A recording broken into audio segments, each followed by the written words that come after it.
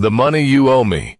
How about paying it back another way? What are you planning to do, ma'am? It all started when I transferred 800 Yuan to my mom for some spending money. Who would have thought I'd accidentally transfer it to the ice queen of the company, my boss, instead? I was so out of my mind. I even had the death wish to call her old baby. Right when I thought my career was completely over, my phone received a notification for a transfer of 8,000 yuan. Not only did the ice queen not tell me to pack my things and get lost, but she also cornered me directly against the wall, her cold, teasing voice ringing right next to my ear. Well, don't tell me I'm not worthy of being your old baby. And all of this misunderstanding happened just because she and my mom used the exact same lotus flower profile picture. The only difference between the two avatars was just the text attached to them. One read a calm heart, like still water, while the other said smiling at life. Staring blankly at the receive money notification on my screen, my mind was an absolute mess. I even thought to myself, Mom, why are you suddenly being so generous? I asked for 800 and you just threw me 8,000. I thought my mom finally grew a conscience at last. But what was even more lethal was that right at that moment, I was frantically bad-mouthing the company's twisted overtime policy with my coworkers, along with the boss's cheap and stingy behavior. And the result, I got caught red-handed by the boss herself. Yuan didn't say a word, just beckoned at me with her finger, then turned around and walked towards the break room. I had no choice but to bite the bullet and follow. Well, you were talking a big icy game just a second ago. How come you're suddenly quiet as a mouse now? That cold, slightly lazy, teasing voice exploded right beside my ear. My feigned innocent face flushed red without a single trace of disguise. The two of us were standing way too close, causing my brain to short-circuit instantly, completely losing the ability to think. Do you want to try and see? Try what? Try and see if your old baby is really old or not. Didn't answer. Taking advantage of a gap, I slipped right under her arm like an eel and bolted for my life, going completely limp in my seat. I was still panicked and terrified, my mind obsessively racing with how to pay back those burning 8,000 yuan. But I had already spent 800 of that money on a wedding gift, spent 2,000 on mobile game gear, and even ordered that dream tablet I've always wanted. Now I didn't even have a single coin left. Right when I was in despair, my coworker Li Kyung's voice rang out beside my ear. I heard your department got a bonus, huh? Don't you have the heart to treat everyone to a meal? I shot him an irritated sideways glance. This guy either bullies newbies or sucks up to people normally. Whenever anyone gets a bonus, he always instigates and demands to be treated. Relying on his tiny bit of connection with management, everyone is mad as hell, but doesn't dare to speak up. Not me, though. I'm not afraid to bite right back. Little old me. Why on earth should I spend my own money to treat you to dinner? He still had the nerve to retort. Don't people who get bonuses always treat everyone to celebrate? My bonus is something I risked my life to earn. Treating my coworkers is my own free will, but there is definitely no part for you in it. You always scrounge free food and drinks, yet you still complain about low quality. Have you ever treated anyone before? I gave you a single piece of candy, and you practically barked about it for half a day. His face flushed red in an instant. It's not like I didn't get a bonus if I had bonus money. I definitely treat everyone to the fanciest hotel. That fat head shaped like a winter melon. Brains like mush, from top to bottom. He's only good at bluffing, stealing other people's hard-earned labor, being a total cheapskate, and being useless and incompetent. Yet he still wants a bonus. I was on edge and terrified as time ticked toward off-work hours. All afternoon, I was extra careful, terrified that stepping into the hallway, break room, or any corner would mean running into Yuan. The company was cramped enough to fit in the palm of a hand. The office is so tiny. If you don't look up, you bump into each other. And if you look down, you crash. I dodged around like a criminal on the run, my mental energy completely drained. When the digits on my phone screen ticked over to 18 Nazars, I hurriedly grabbed my backpack and slung it over my shoulder. The moment my body lifted off the chair, a hand gently pressed down on my shoulder. General manager, and wants you to go up to her office. Is Chen Fenghan Xiaoyan's assistant. Half my heart went completely cold. This woman really has no intention of letting me off hook. Thudding heavily down onto the chair, I accepted my fate and let out a sigh. pacing back and forth outside Han Xiaoyan's office door, hesitating for a long time with a restless and anxious heart. I still couldn't bring myself to push the door open and step inside. Just thinking about how awkward the scene inside was going to be made me shudder. "Are you still not coming in?" Her cold, clear voice pierced through the door, striking right at my numb nerve endings like a pebble. "Do you plan to stand guard and act as my doorman forever?" My entire body stiffened. I gritted my teeth and pushed the door open to step inside. The interrogation. I had imagined the mockery, or even her look of amusement, was completely absent. Han Xiaoyan didn't even raise her head, her eyes still fixed intently on the folder in her hands. The side profile of her face, illuminated by the screen's light, looked somewhat dim. "Review this batch of data for me one more time." I was stunned for 2 seconds before coming back to my senses. Turns out, she was just giving me work. Right for a full 20 minutes she didn't glance at me even once. I thought to myself, why does she act so innocent and unfazed? I actually thought she had the tiniest spark of feelings for me. At least she should care a little bit. Otherwise, how would she know I sent the wrong person money and still transfer it back while saying those ambiguous things that make a person blush and their heart race? Secretly glanced at her refined, delicate side profile, cursing inwardly. No wonder her secretaries kept changing like outfits, and all of them were a lineup of handsome guys. Green tea bitch. Did you hear everything I just said clearly? Heard it clearly. Sister Green Tea. The air froze in a split second. I frantically slapped my hand over my mouth. I'm so screwed. Why did the words in my head just blurt out? Han Xiaoyan slowly leaned back, crossing her arms. Her dark, unfathomable eyes. Bottomless. Man, my brain was spinning at the speed of light. My survival instinct hit max level. General Manager Han, your vibe is extremely similar to what people online often call fearless green tea bitch. The corner of her brow twitched ever so slightly in a barely noticeable way. I desperately fired off words like a machine gun. That's the kind of person who is both gorgeous and rich, with both IQ and EQ through the roof, owning a sexy set of 11-line ABS, looking elegant when stepping out to the living room, and being super capable down in the kitchen. Aside from not loving me, she's a totally flawless woman, in every aspect. After finishing, I even nodded heavily, trying to use my sincere gaze to reform her. The tense atmosphere suddenly eased up just a bit. 11-line ABS. You saw them. My hands burned hot. Normally, she always wore meticulously tailored business attire that hugged her body's curves seamlessly. But there was once when she had to work overtime late into the night and took off her outer blazer wearing only a single silk blouse. When she stood up to pour coffee, her swaying waistline revealed a firm and powerful look, not seen in person. I honestly confessed, though I muttered a bit more with a sense of lingering grievance. But in the summer, when you wear a shirt, lines of your arm muscles clearly show you work out. Before the words faded, a dark shadow loomed over me. Han Xiaoyan had walked right up in front of me at some point. She leaned forward slightly, using her fingertips carrying a faint, cool fragrance, to suddenly brush lightly across the corner of my lips. What is she doing? She just stood up straight and leisurely pulled out a tissue to wipe her hand. You've got drool coming out. The air choked up for a brief moment. I could hear my heartbeat pounding like a drum. She leaned back against the edge of her desk, her fingertips flicking that crumpled piece of paper right into the trash can. Quite the keen observer, huh? What else? My mind went completely blank. What do you mean, what else? The 11-line abs didn't. You debate your points back and forth in your head so many times. Tell me your conclusion. Let's hear it. This feeling of being dissected and exposed made me both embarrassed and annoyed. The conclusion is, General Manager Han doesn't just manage the company exceptionally well. She manages her own physique, and better. She paused slightly, seemingly not expecting me to counterattack like that. Right after a genuine smile lit up the depths of her eyes. Not sarcastic at all, but a bright flash of light that almost carried a hint of appreciation.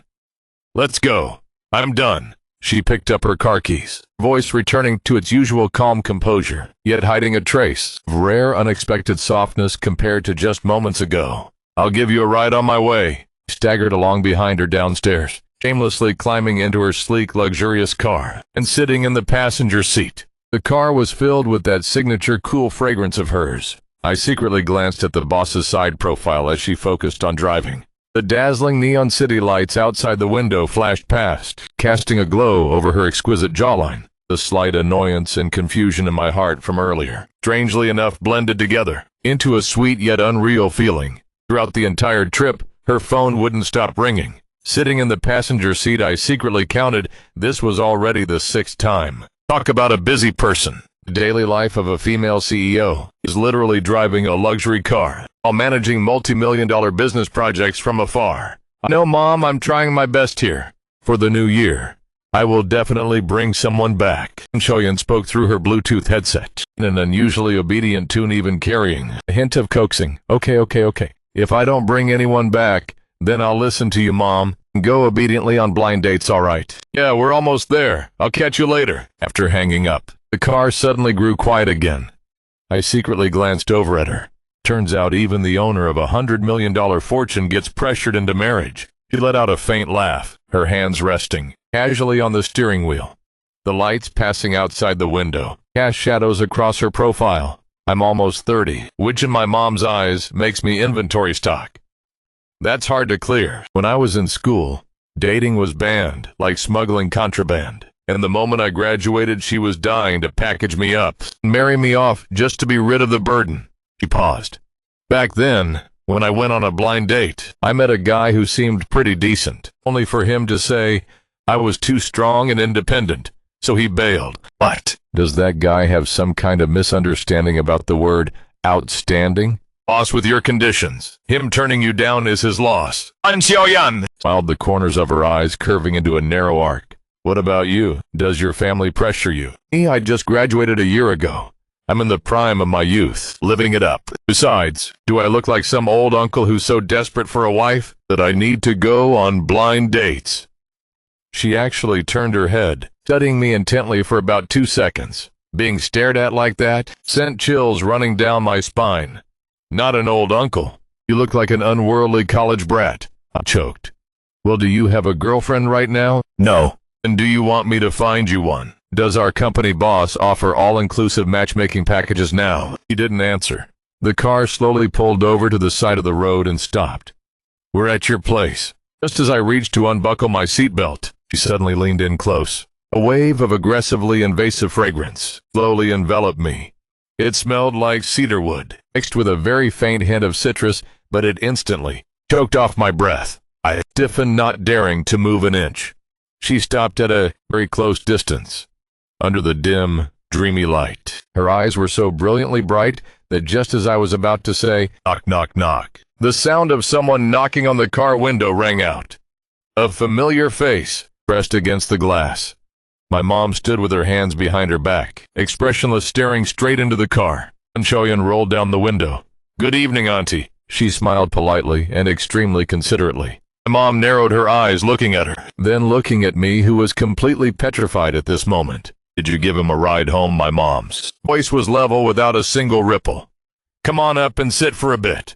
Hearing my mom say that, under the dim light inside the car, Shoyan's hands turned a faint pale shade of red. Her fingers unconsciously squeezed the steering wheel. She sat up straight, her tone gentle yet tinged with a rare trace of hesitation. You're being too polite, Auntie. I still have some work. Matters at the company today. So another day, I will definitely come officially to visit the family. You're being way too polite. Today, our company still has some work to do. Another day, I will definitely pay a formal visit to your family. I could feel the tips of Shoyan's shoes gently tapping and nudging against the gas pedal. The car didn't move, but the engine let out a low, muffled growl, resembling a suppressed sigh. My mom was silent for 2 seconds. Well, make sure to give a heads up next time, so Auntie can brew some soup for you. Shoyan was clearly startled for a moment, then immediately broke into a well-proportioned smile. Definitely, thank you so much, Auntie. I watched the taillights of the car pull away, letting out a slow sigh. When I got home, my parents were already sitting on the sofa with extremely serious expressions. Mom got straight to the point. Who was that girl just now? I was just changing my shoes, trying to put on a light tone. She's my boss. She was heading this way, so she gave me a ride. Whose boss corners employees and gets all up in their face like that? So close. You could practically breathe each other's air. No way. That was just because she was helping me unbuckle my seatbelt. It was stuck. Just unbuckling a seatbelt. Did you really need to lean in that close? Anyway, it was just a misunderstanding, Mom. No matter what my mom absolutely refused to believe, that Han Xiaoyan and I were just in an innocent, superior-subordinate relationship. She insisted firmly that Han Xiaoyan was definitely my girlfriend. Otherwise, why would I flat-out refuse to even meet the gorgeous, wealthy heiress of Dad's old army buddy? Someone with billions in family assets. Even once. How old am I anyway? How old are you even? Why do Mom and Dad nag you to go on blind dates every single day? Now, you start dating. In 2 or 3 years, you get married and have kids. Establishing yourself by 30 is the ideal timeline. I really don't want to go on blind dates. Matters of the heart should just flow naturally. Forcing it is useless. Oh man, actually it's not like your parents are in a rush. Mainly, for all these years, the wedding cash gifts Mom and Dad have given out are just making them hope you get married, so they can win back their capital. There are quite a few relatives. When their son gets married, Dad gives a cash gift. When their eldest grandson hits 1 month old, he gives another gift. It's literally like running a marathon show. Plus, several of our old family friends have already passed on to the ancestors, so that money is practically as good as lost. I was struck speechless, not knowing how to respond for a moment. So you figure it out. Either take the girl from earlier seriously and lock it down soon, or get ready to go on a blind date with Uncle Han's daughter. As he spoke, Dad pulled out a small notebook hidden under the coffee table and flipped it open.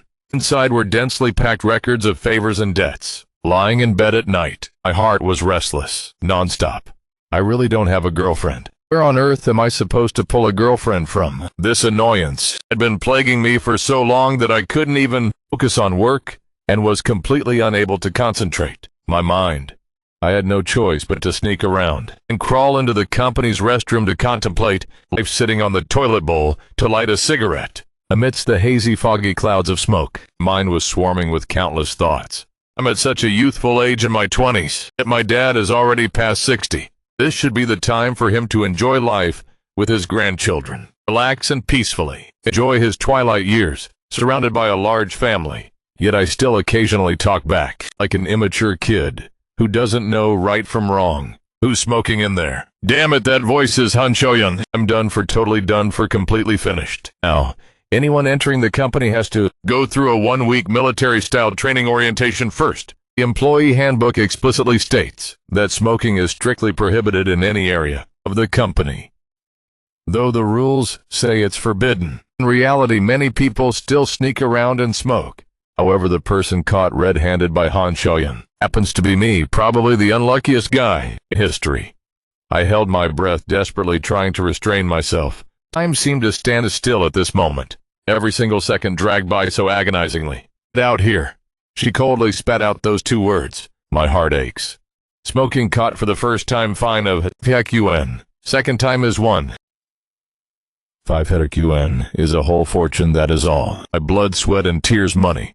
I resolved to make a heroic sacrifice, violently flinging the room door open. President Han, what a coincidence. Not a coincidence at all. This entire floor is yours alone. Using this cheap, stinky-ass cigarette brand to fumigate and suffocate me to death. Dead in my tracks. She even memorized the exact brand of cigarettes I smoke. Employee Handbook Article 32, no smoking in any area of the company. Violations will be fined. 500 Yuan, General Manager Han. Heaven and earth as my witness, I was only in here to contemplate life. This smoke smell was left behind by that guy just now. Oh really? Lingering smell. Huh? She dragged out her words, suddenly stepping forward. Reflexively backing away, I immediately bumped with a thud against the ice-cold partition wall. She didn't move in closer, just lowered her head slightly, sniffing gently. Not sniffing the air, but getting right up close to my collar. All the hairs on my body stood straight up. Contemplating life, huh? Contemplating so hard that you scattered cigarette ash all over your shirt. The evidence is undeniable. I admit defeat, I'll pay the fine. Duck the fine straight from the debt you owe. Let's see. 8,000 minus 500. You still owe me 7,500 Yuan. General Manager Han, that's not a debt. I'll immediately transfer it back to you right now. Oh, go ahead and transfer it. Unless your paycheck hasn't dropped yet, and you're even more broke than your face looks. Looks like you can't afford to pay it back. Well then, how about we change the way you pay off the debt? What way? She didn't say a word, just gluing her gaze onto my face. Next month is my mom's birthday, and I'm lacking a temporary boyfriend to stall her. The compensation is wiping out that entire debt. And for good performance, there'll even be a bonus. My eyes widened and my jaw dropped. Wait, make you my girlfriend? If it's for dealing with naggy marriage pressure, your looks make the cut, and your brain sometimes seems somewhat bright. Most importantly, you seem pretty terrified of me, so you probably wouldn't dare leak any flaws. Why me? Because you're the only person who dared call me green tea bitch, and still survived standing in front of me. Besides that day in the car when you said the person who turned me down was taking a loss. Her gaze was very sincere. I was left speechless for a moment. So, because of those words I unconsciously blurted out to stick up for her, that's what made her choose me. I'll give you 3 days to think about it. Give me your answer in 3 days. All right? Smoking still gets a fine deducted. These are 2 different matters. The door clicked shut softly. I stood alone in the middle of the room, filled with the faint scent of disinfectant from the utility closet. My heart was still pounding wildly. Did I actually accept this deal or not? When I got home, the atmosphere in the house was completely different. My parents weren't like before, arguing and bickering with me. Instead, there was only silence, with heavy, sorrowful expressions. They didn't say a word, just sitting at opposite ends of the sofa, taking turns casting an almost sorrowful gaze in my direction. The way they looked at me sent chills down my spine. I didn't dare crack melon seeds, nor did I dare play games. Even when walking, I unconsciously tiptoed, terrified of breaking this heavy silence. Dinner was even more agonizing. I buried my face in my rice, not daring to raise my head. Yet I could always feel 2 heavy streams of gazes bearing down on the top of my head. This agonizing, torturous streak, lasting a full 2 days, completely shattered my inner defense line. At dinner, I dropped my chopsticks. Mom, Dad, let me confess. That girl you saw the other day really is my girlfriend. As soon as those words left my mouth, Dad's previously dim eyes suddenly lit up brilliantly. His wrinkles smoothed out the corners of his mouth, curved up. His whole face beamed like a blooming old chrysanthemum. Oh, good. Today is so happy. Old lady, go stir-fry. 2 more dishes. I have to share a drink with my son. Just 1 drink. Really just making an exception for today. I was genuinely overjoyed. You promised right. Just 1 small glass. Dad's health isn't good. The doctor strictly prohibited him from drinking alcohol, but today he solemnly poured himself a small glass of white liquor, treating it as if he were savoring morning dew, carefully sipping it in tiny drops. Before long, Dad's cheeks flushed a bright red. A moment later, the corners of his eyes turned red too. I was stunned. At my age, I had never seen Dad cry before. Dad, please don't be like this. I have a girlfriend. Now you should be happy. Why are you? Choked up my son. Made a new friend, so I wanted to meet up. For a bit, is that okay? Fine, this weekend then. It works out. Since you have a break from military training, Dad doesn't know if he'll still have the chance to see you settle down and build your career. Though you and Mom are both treasures that Dad holds dear in the palm of his hand, Dad really can't bear leaving. My entire body stiffened. I turned my head sharply to look at Mom, my voice trembling uncontrollably. Mom, please tell me the truth. Is there something wrong with Dad's checkup results? Mom's hand holding the dish-wiping cloth suddenly froze and stiffened, rooted to the spot. Then she suddenly covered her face with both hands, her shoulders trembling slightly.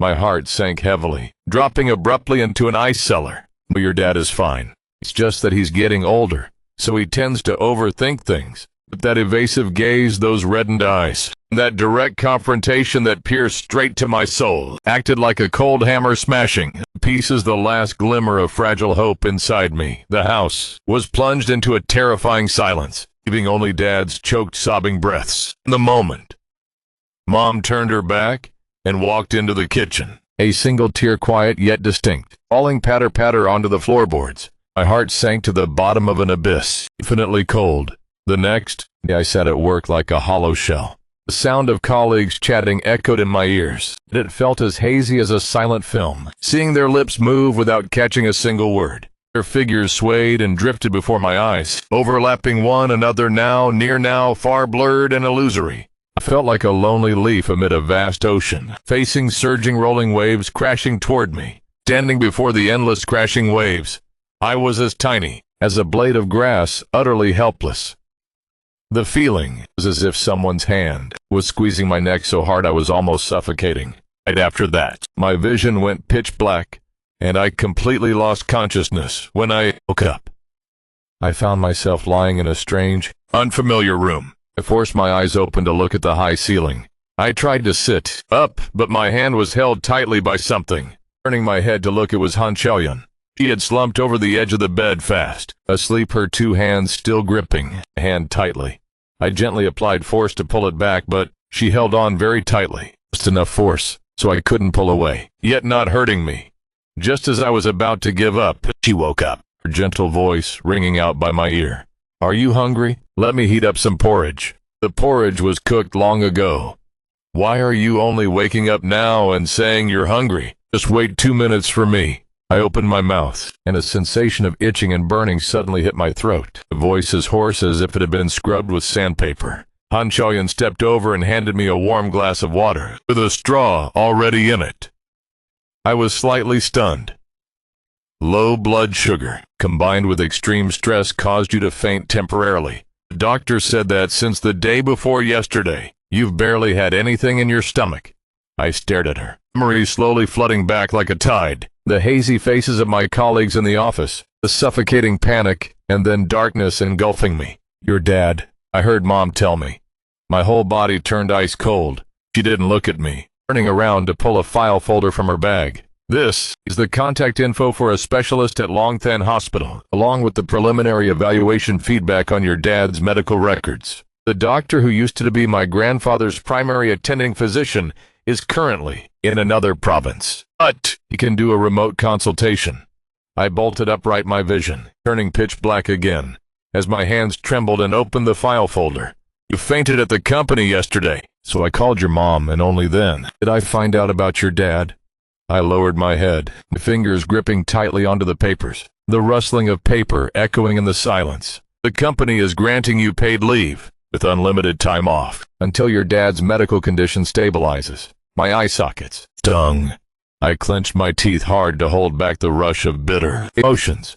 "As for that 8,000 yuan, no need to pay it back. Just consider it an advance on your salary. When a solitary boat cannot brave the storms, if it can find a harbor to dock in, at the very least, let me be considered that harbor for you." I sat on the bed, hands tightly crushing the medical records, suddenly burying my face deep in both palms. Outside the window, the city lights lit up one by one. At midnight, I startled awake. At midnight, I jolted awake from a fragmented nightmare. Out in the living room, there was a light on. Han Xiaoyan was sitting on the rug in front of the large floor-to-ceiling window, emitting a cold glow. A few files lay scattered beside her hand. She brought her hand up to massage her temples gently, perhaps realizing I was having a nightmare. "Oh, come to me while I was already working overtime anyway. I'm here as if possessed by a ghost." I walked over and sat down beside her. The city's night view stretched out before our eyes. Stars and city lights connecting into a sparkling river. My grandfather was diagnosed with stage 4 liver cancer when I was 26 years old. Back then I felt like the sky was falling and probably thought nothing could be worse. After he passed away, I realized that when huge waves crash down, holding on to any drifting piece of wood is nothing to be ashamed of. The wind slipped through the ajar window crack, blowing her hair across my hand. I smelled the gentle white tea fragrance emanating from her. Early morning, woken up by the mouth-watering smell of sunny-side-up eggs. In the kitchen, Han Xiaoyan was wearing an apron, carefully spreading peanut butter onto toast. The morning sun cast a golden rim onto her eyelashes, her soft-side profile clearly visible. "There's only this much left in the fridge." She slid the plate over, golden sunny-side-up eggs with slightly burnt crispy edges. "Just eat this for now." I took a bite, a bit too sweet, and the peanut butter spread wasn't even either, but it was the best breakfast I had ever eaten. Seeing my fingertip was stained with jam, I unconsciously pulled out a tissue and handed it over. "The consultation schedule is for Wednesday afternoon. I'm going with you. For the next few days, just stay at my place. It'll be easier to take care of you." "Boss." Actually, I hesitated. Accepting help doesn't mean being weak. I looked straight into her eyes, where the 8 o'clock morning sunlight was reflected, along with something deeper that made my heart beat wildly. 3 days later, I leaned against the far end of the hospital hallway, my phone screen still lit. The top chat in my messages was with Han Xiaoyan. The last text she sent was half an hour ago. Hurry up and come down. Park the car and wait for you. The motion sensor stairwell lights lit up one by one. I slowly walked downstairs, once again, feeling like I was rushing toward a brightly lit harbor, filled with warmth. Her car's hazard lights were blinking, like the only lighthouse amid a sea of night. The moment I opened the car door, warmth mixed with her fragrance hit my face directly. The specialist said, "Your dad's condition isn't as bad as we thought." I turned my head sharply. She was still looking straight ahead, but the corners of her mouth were slightly curved up. The new treatment method is highly effective. I've already had someone book the first session for him. My tears rolled down without warning. I hurriedly lowered my head, suddenly hearing her sigh softly. A box of tissues was placed gently onto my lap, her voice light and hesitant. "This time, can you hold my hand?" I slowly reached out my hand. The moment our fingertips lightly brushed, she gently turned her palm over and interlocked her 10 fingers with mine. The car slowly rolled along the empty street, finally stopping at the riverside observation deck. We stood on the observation deck, gazing into the distance. The late night was completely deserted, with only lights casting onto the water, the light spots shattering like broken gold. She didn't let go of my hand. On the contrary, she squeezed it a little tighter. "Boss!" My voice echoed in the silent night, calling out, "Xiaoyan, tell me at least here." The river wind gently caressed the stray locks of hair by her cheek. I noticed she was wearing very light lipstick today, a gentle bean paste pink. "Why are you helping me so much?" This question had been burning inside me for days. "Is it just because of that wrong text message?" She chuckled softly, laughter melting into the night. "Shadows, I've had my eye on you since the interview day. Wearing an ill-fitting suit, a crumpled resume. Yet when you were presenting, your eyes were shining brightly." I froze. That was over a year ago. Later I found out that when working overtime, you always secretly ate teddy bear cookies, got scolded and ran to the stairwell to take 3 deep breaths, would buy treats whenever you saw stray cats. I fell silent. "You're just too easy to read." Her bluntness made my ears burn hot. So is it out of pity? It's envy. I envy that you can break down over your dad's condition, and I envy that you know how to act, spoiled to your mom over the phone, and even envy that you dared to send a meme into her company group chat. She paused as if hesitating. My world has always been so overly standardized that even shedding tears felt like it had to be scheduled. That message was the most vivid real thing I had received for half a year. Before I could even process it, she spun round, her breath carrying a hint of tea fragrance, gliding past the corner of my lips before gently landing on my cheek. A restrained and tender kiss. "You can push me away." Her voice came right by my ear, laced with a rare trace of tension. My hand instinctively reached up to tuck away a stray lock of hair on her face. Her long eyelashes fluttered, casting tiny shadows down her cheekbones. "Han Xiaoyan, is this considered breaking office rules?" She froze for a second, then chuckled softly, resting her forehead against my shoulder. "Let's see if you even have the heart to suffer the consequences." When we arrived back at her place, it was already dawn. Standing in the foyer, she pulled me back. "Living room or the master bedroom?" The question came too fast. I claimed the right to choose the living room. She let go of her hand, but her suggestion was. She opened the bedroom door, looking back at me with the morning light painting a warm glowing halo around her silhouette. "This room has a view of the sunrise." Following her inside, beyond the floor-to-ceiling glass, the city was waking up, the first rays of sunlight shattering across the surface of the river. She gently hugged me from behind, silently. Her voice was hoarse from staying up all night. "You don't need to answer right away." I turned around to find those lips amidst the morning light. This time I didn't hesitate. Probing required, I gently kissed her. When the sun fully rose above the river, she sat by the window. "On Wednesday, I'm coming with you to Beijing. I've scheduled my work to be remote, so what about the company?" She looked up, her eyes shining brightly. "The company is my decision. Not to mention now, even you belong to me completely." The day of Dad's surgery finally arrived. After waiting for 10 hours, Mom collapsed against my shoulder and fell asleep. Han Xiaoyan crept over quietly and placed a cup of warm soy milk into my hands. Dad was wheeled out of the operating room. The anesthesia hadn't fully worn off, and he blinkingly opened his eyes, his gaze sweeping across Mom's swollen face. For stopping on me and Han Xiaoyan. He blinked slowly, his lips twitching into a faint smile. Amidst the beep-beep of the monitor, Han Xiaoyan leaned down and whispered, "Uncle, a newly bought bottle of Mutai is waiting for you to come home and pop it open." Dad's index finger twitched slightly. That was our family's long-standing secret signal, meaning the deal is sealed. On the day of discharge, a drizzling rain fell. Han Xiaoyan shielded him with an umbrella. "Careful with Dad. Careful with the liquor. Oh, Yuan, you've really worked hard for us lately." "Just doing my job, Uncle." Dad shook, his head pulling from inside shirt pocket a faded red pouch and shoving it into her hands. "This is," he hesitated, "left behind by Grandma, meant for the daughter-in-law." Inside the cloth wrap was an old-style gold ring, its pattern slightly worn down. Han Xiaoyan gripped the pouch tightly as raindrops fell from the brim of his hat, blurring into the corners of her reddened eyes. "Uncle, this is—" I stepped forward, taking her cold hand under the rainy screen. "What Dad means is, are you willing to accept it?"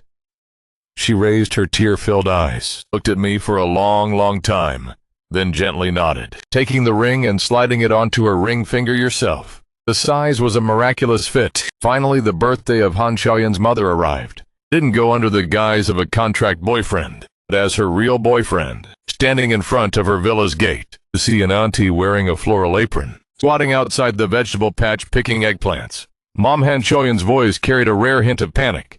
The auntie looked up, her facial features a dead ringer for Han Xiaoyan's, radiating a bright smile. "Little Zhong." She wiped the mud off her hands and ran over, naturally grabbing my hand.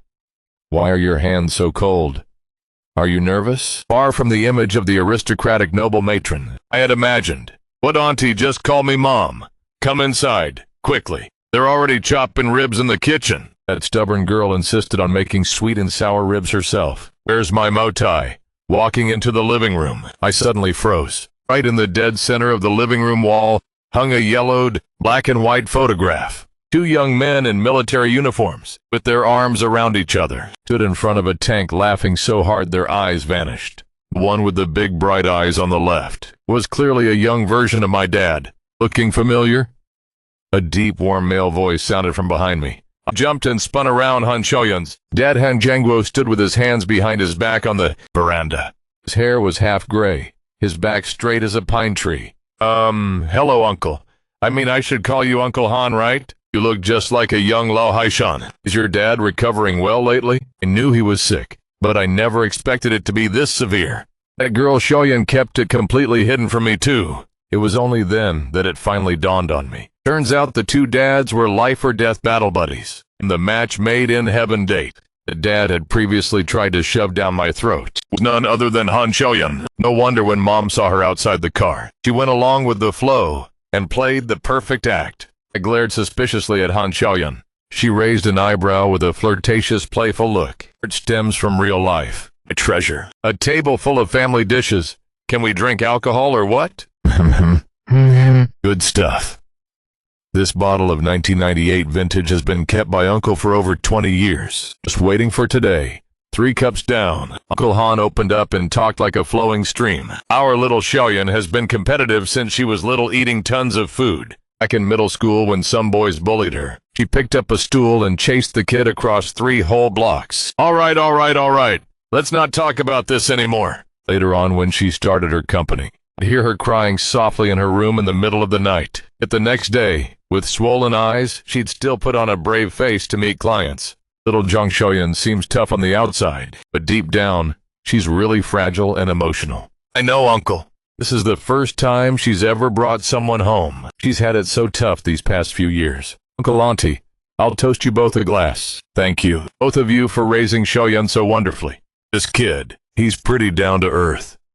After dinner, Uncle dragged me to play Chinese chess, and after losing 3 games in a row, he scolded me. You young people don't know how to respect your elders. Han, Xiaoyan was helping her mom wash dishes. Through the glass window, I saw Mom whispering something to her. She turned back to look at me, Her smiling eyes curved into crescent moons. You cleverly hinted at me to turn on the porch light, waiting for Xiaoyan to come home late. She hugged the chill of the night as she stepped into the house, slipping her hands inside the collar of my pajamas, laughing mischievously and triumphantly. "You big baby." I grabbed her hands, falling silent. "Look, it's snowing." Outside the porch, snowflakes fell silently, painting the pathway home in white. If you hadn't used that lotus flower profile picture that day, I would have found you some other way. The moonlight would have guided the way. The wind would have pushed me along. My heartbeat would have whispered the secrets. I turned to look at her. We were meant to meet all along, just coincidentally using the same clumsy opening script. She laughed until her tears burst forth, falling across the palm of my hand, sweet and warm, just like the melting snowflakes of early winter. "Next lifetime. Let me find you first, okay? No need to wait for the next lifetime. Loving you in this one doesn't feel like enough yet."